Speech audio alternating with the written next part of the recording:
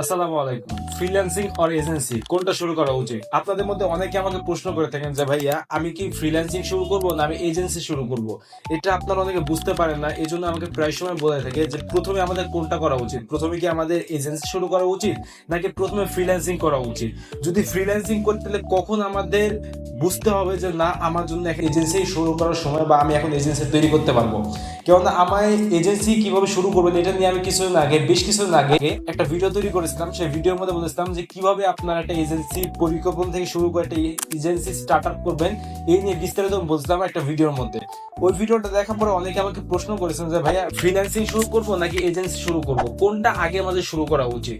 তো এই প্রশ্নের উত্তর দেবো আজকে এই ভিডিওর মধ্যে। আমি প্রায় সময় আপনাদেরকে একটা কথা বলে থাকি যে একটা মানুষের গোল হয়ে থাকবে যে আমি ফ্রিল্যান্সিং করব, এটা কখনো হওয়া উচিত নয়। আপনি ফ্রিল্যান্সিং করবেন একটা নির্দিষ্ট সময় পর্যন্ত, বাট একটা নির্দিষ্ট সময় পরে কিন্তু আপনি ফ্রিল্যান্সিং কে স্টপ রাখতে হবে। কারণ আপনি যদি ফ্রিল্যান্সিং দ্বারা আপনার ক্যারিয়ার তৈরি করতে চান, এটা পারবেন, দিস ইজ পসিবল, বাট একটু ডিফিকাল্ট। এবং কি বর্তমান সময়ে যে পরিমাপ কম্পিটিশন বাড়ছে, এই পরিমাপ কম্পিটিশনের সময় আপনি শুধুমাত্র ফ্রিল্যান্সিং করে যে আপনার ক্যারিয়ার তৈরি করবেন এই সম্ভাবনা খুব কম রয়েছে। এজেন্সি কি? এজেন্সি হলো একটা বিজনেস। আমি আগেই বলেছিলাম যে আপনার এন্ড গোল অবশ্যই যেন বিজনেস হয়। আমার বর্তমানে আমি নিজে এজেন্সি চালাচ্ছি। আমার বর্তমানে একটা এজেন্সি ছিল, বাট আমি এখন এজেন্সি বৃদ্ধি করে আমার বর্তমানে 3টা এজেন্সি রয়েছে। আমি 3টা এজেন্সি আমি পরিচালনা করি আমি নিজে। সো এরকমই আপনারা ট্রাই করবেন যে ফ্রিল্যান্সিং এর পাশাপাশি এজেন্সি শুরু করতে। তাহলে আপনার প্রথমে কোনটা শুরু করবেন? আপনার ফার্স্টে আপনি ফ্রিল্যান্সিং করবেন। আপনি এটা শুরু করার আগে কয়েকটা বিষয় আপনি মাথায় রাখবেন। নাম্বার 1, আমি যেভাবে কি আমার এজেন্সিটা তৈরি করেছিলাম এবং কি যখন আমি বুঝেছি যে না আমার জন্য এজেন্সি, আপনি কখন বুঝবেন আপনার জন্য এজেন্সি? ফার্স্টে আপনি যে কোনো একটা বিষয় স্কিল অর্জন করবেন। আপনি একাধিক বিষয়ে স্কিল শিখতে পারেন, ডাজ নট ম্যাটার, বাট একটা বিষয় স্কিল অর্জন করবেন।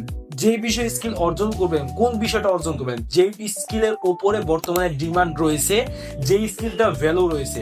যেমন বর্তমানে এসে 2025 সালে এসে এই এআই এর যুগে এসে আপনি যদি মনে করেন যে আমি ডাটা এন্ট্রি অথবা রাইটিং লিখে আমি ফ্রিল্যান্সিং করব, এটা যদি আপনার গোল হয়ে থাকে, বা প্রেজেন্টেশনের উপরে যদি আপনি মনে করেন যে আমি প্রেজেন্টেশন করে ইনকাম করব, এটা যদি আপনার গোল হয়ে থাকে, তবে আপনি বোকার রাজ্যে বাস করছেন এবং কি এর দ্বারা আপনার বিন্দু পরিমাপ লস ছাড়া লাভ হবে না, এর 100% নিশ্চয়তা রয়েছে।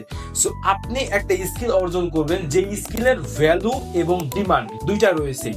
সো আপনি একটা স্কিল অর্জন করলেন যে হ্যাঁ আমি এই বিষয়ে ডিজিটাল মার্কেটিং অথবা ভিডিও এডিটিং অথবা গ্রাফিক্স ডিজাইন অথবা ওয়েব ডিজাইনের উপরে স্কিল অর্জন করলাম। স্কিল অর্জন করা শেষ, এরপরে আপনি ফ্রিল্যান্সিং করবেন।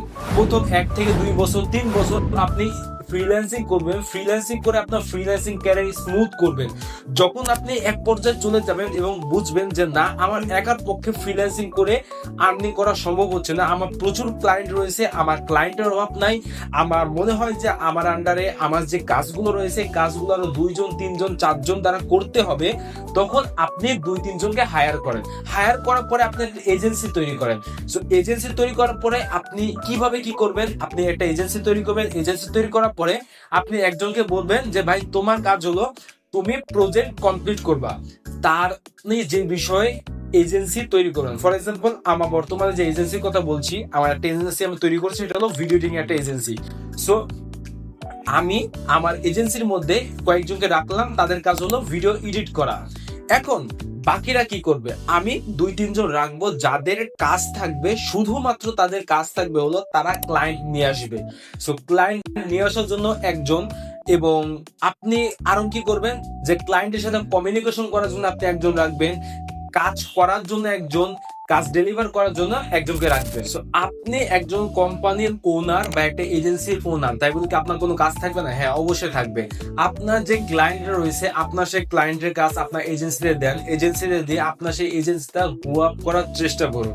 কেননা প্রত্যেকটা মানুষের একটা এজেন্সি একটা সময়, যারা ফ্রিল্যান্সিং করে তাদের এজেন্সি শুরু করা উচিত। বাট প্রথম পর্যায়ে যদি আপনি আজকে কোর্স করছেন, আপনার ফ্রিল্যান্সিং এর কোনো অ্যাকাউন্টও নাই, আপনার ফাইবার, আপওয়ার্ক, freelancer.com, কেওয়ার্ক কোনো অ্যাকাউন্ট নাই, আপনি এগুলো কি এই সম্পর্কে কোনো আইডিয়া নাই, আপনি আজকে একটা এজেন্সি তৈরি করতে চাচ্ছেন, এটা সম্পূর্ণ বোকামি কাজ। আপনি কি করবেন? ফার্স্টে আপনি ফ্রিল্যান্সিং করবেন 1 থেকে 2 বছর, আমি বলছি ফ্রিল্যান্সিং করা ভালো। 1 থেকে 2 বছর জন্য ফ্রিল্যান্সিং করা অনেক ভালো কথা। আমি দীর্ঘ 5 বছর ফ্রিল্যান্সিং করেছি এবং দীর্ঘ 5 বছর পরে আমার যখন মনে হচ্ছে যে আমার প্রচুর ক্লায়েন্ট রয়েছে, আমার পক্ষে একার পক্ষে সম্ভব হচ্ছে না, তখন আমি এজেন্সি তৈরি করেছি। আমার এজেন্সিতে আমি কাজ দিয়ে শুরু করেছি।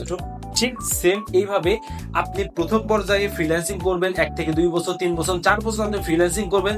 ফ্রিল্যান্সিং করার পরে আপনার যখন ক্লায়েন্টরা চলে আসবে, পার্মানেন্ট ক্লায়েন্ট চলে আসবে, আপনার যখন মার্কেট প্লেস সম্পর্কে ধারণা হবে, কিভাবে ক্লায়েন্ট আনবেন এই সম্পর্কে যখন ধারণা হবে, তখন আপনি এজেন্সি তৈরি করবেন এবং এজেন্সির মাধ্যমে আপনি আপনার ক্যারিয়ার তৈরি করবেন। যেমন আরেকটা কথা, আপনি এজেন্সি তৈরি করলেন, এজেন্সি তৈরি করা আহামরি কোনো বিষয় না। আপনি 2 জন 3 জন 4 5 জনকে নিয়ে একটা এজেন্সি তৈরি করলেন, একটা এজেন্সির নাম ঠিক করলেন এবং এজেন্সি স্টার্ট করা শুরু করলেন। বাট আপনার নিজের কোনো ক্লায়েন্ট নাই, ক্লায়েন্ট কিভাবে পাবেন আপনি তা জানেন না, ক্লায়েন্ট ম্যানেজ করতে আপনি জানেন না, সবাইকে এক ক্যাটাগরিতে রাখলেন, তাহলে আপনার এজেন্সি চলবে না, 2 দিন পরে মাঠে মারা যাবে।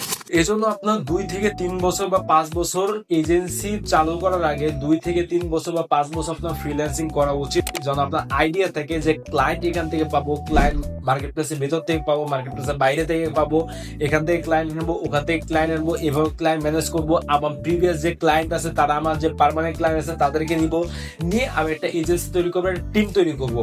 এবং তারপরে আপনি চাইলে প্রথম পর্যায়ে একটা নির্দিষ্ট টপিকের উপর এজেন্সি তৈরি করতে পারেন। এরপর যখন চিন্তা করবেন আপনার এজেন্সি মোটামুটি বড় হয়েছে, তখন আপনি 2টা 3টা 4টা 5টা সার্ভিস দিয়ে আপনার এজেন্সি আরো বড় করতে পারেন, আরো গ্রো আপ করতে পারেন।